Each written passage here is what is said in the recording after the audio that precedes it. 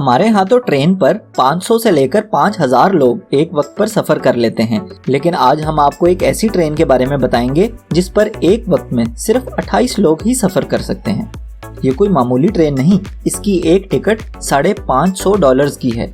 लेकिन ऐसा क्यों है? अगर आपको लगता है कि शायद ये ट्रेन बहुत लंबा सफर तय करती होगी, तो ऐसा भी नहीं है।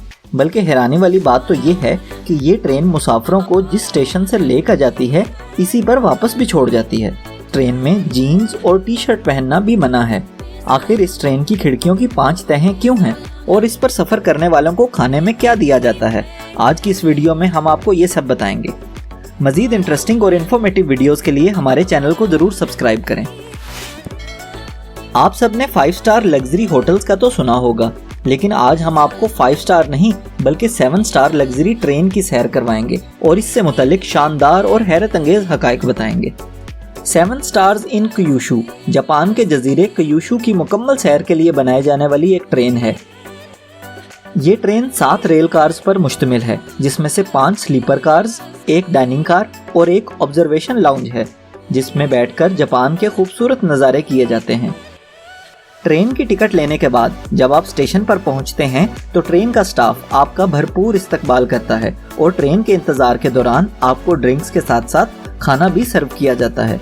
और इस सब के कोई एक्स्ट्रा चार्जेस नहीं, बल्कि ये सब ट्रेन की टिकट में शामिल है।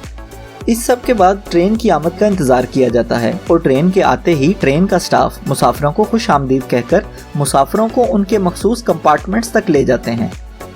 चूँकि इस ट्रेन पर 4 दिनों तक सफ़र करना होता है, जिसकी वजह से मुसाफिरों को मुकम्मल कंपार्टमेंट दिया जाता है, जिसमें बेड और सोफे के साथ साथ कपड़ों के लिए अलमारी तक मौजूद है। और लग्जरी के एहसास को बढ़ाने के लिए कैबिन की साउंड प्रूफिंग भी की गई है और खिड़की को भी अच्छी तरह बंद करने का एहतमाम किया गया है। जैसा कि आप वीडियो में देख सकते हैं, इस खिड़की को बंद करने के बाद बाहर से ना तो रोशनी अंदर आती है और ना ही आवाज़। आमतौर पर तो ट्रेन मुसाफिरों को एक जगह से दूसरी जगह लेकर जाती है, लेकिन इस 7 स्टार ट्रेन का आगाज हकाटा स्टेशन से होता है और 4 दिनों बाद ये ट्रेन पूरे क्यूशू जजीरे की सैर करवाते हुए दोबारा हकाटा स्टेशन पर ही आ जाती है। सफर के दौरान खूबसूरत नज़ारों के साथ साथ आप इस ट्रेन में दी जाने वाली लग्जरी से भी लुत्फ अंदोज होते हैं। हर पैसेंजर कैबिन में डिजिटल एयर कंडीशनिंग और हीटिंग सिस्टम की सहूलत मौजूद है, ताकि आप अपनी मर्जी से टेम्परेचर को कंट्रोल कर सकें। हर मुसाफिर कैबिन में अटैच्ड वॉशरूम की सहूलत भी मौजूद है। मुसाफिर कैबिन के अलावा एक रेल कार बतौर ऑब्जर्वेशन कार इस्तेमाल की जाती है, जहां सफर के दौरान खूबसूरत नज़ारों से लुत्फ अंदोज होते हुए खाना भी खाया जा सकता है। इसके अलावा ट्रेन में एक छोटी गिफ्ट शॉप भी मौजूद है, जहां से आप सफर की यादगार के तौर पर चीजें खरीद सकते हैं। जापान के मुकामी लोग इस ट्रेन के सफर को जन्नत की सैर से तशबीह देते हैं, क्योंकि सफर के दौरान ऐसे दिल फरेब कुदरती मनाजर देखने को मिलते हैं जो आम तौर पर रोजमर्रा जिंदगी में मुयस्सर नहीं आते।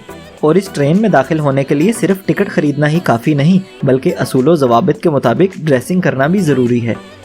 ड्रेस कोड के मुताबिक डिसेंट और फॉर्मल कपड़े पहनना ज़रूरी है। टी शर्ट्स, जीन्स और शॉर्ट्स पहनने पर मुकम्मल पाबंदी है, क्योंकि जापान के लोग अपने समाजी इक़दार की कदर करते हैं और मगरबी कल्चर से ज़्यादा मुतासिर नहीं होते। यही वजह है कि ये कौम आज इतनी तरक्की कर रही है। इस पूरे सफ़र में सबसे मज़े की चीज़ जापानी खाना है, जिसको जापान के मशहूर बावर्ची तैयार करते हैं। इस ट्रेन के आखिर पर जो ऑब्जर्वेशन एरिया है, वहाँ सफ़र के कुछ हिस्से में एक इंजन का इजाफा किया जाता है, ताकि ट्रेन ऊंचाई पर आसानी से जा सके। लेकिन सफ़र के दौरान जहाँ इसकी ज़रूरत नहीं होती, वहाँ इसको अलहदा कर दिया जाता है, ताकि मुसाफिर हसीन नज़ारों से लुत्फ़अंदोज़ हो सकें।